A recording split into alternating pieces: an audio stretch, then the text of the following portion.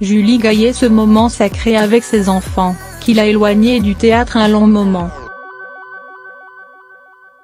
Cela fait 20 ans qu'elle n'avait pas foulé les planches d'un théâtre. Une longue absence. Pourtant, Julie Gaillet a décidé de sauter le pas. Le théâtre, c'est comme un saut en parachute, lâche-t-elle dans les colonnes de Madame Figaro, appréhendant un brin son retour sur scène.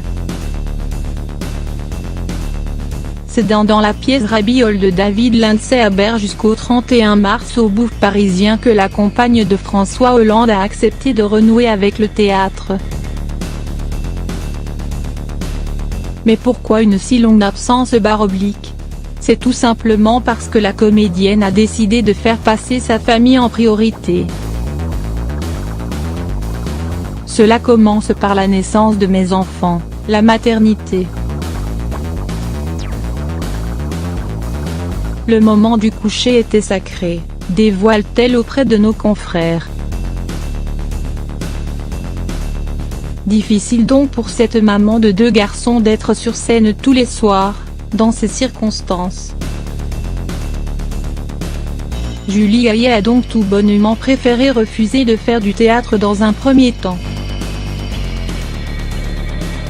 Puis, celle qui s'est engagée contre le glyphosate a été prise dans une autre spirale.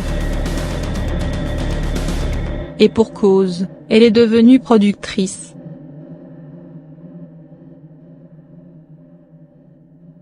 J'ai créé ma société, Rouge International, j'ai porté des films, se targue-t-elle.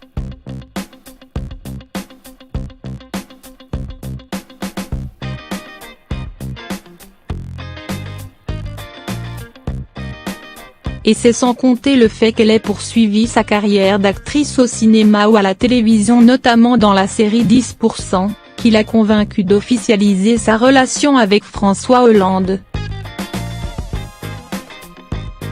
Mais voilà, se retrouver devant un public, c'est forcément beaucoup plus stressant. Le moment venu, après 15 années, le temps avait passé, j'ai eu peur de retourner au théâtre, reconnaît celle qui a refusé de devenir première dame, souhaitant faire passer sa carrière avant ce rôle de femme de. Finalement, c'est Claudia Stavisky, la metteuse en scène de cette pièce, qui l'a convaincue de reprendre du service. Une Argentine très déterminée, au caractère trempé, s'amuse Julie Gaillet. Et d'expliquer, elle m'a dit, il est hors de question que tu me fasses faux bond. Elle a eu cet argument massu, tu vas le regretter toute ta vie. Cette phrase a résonné.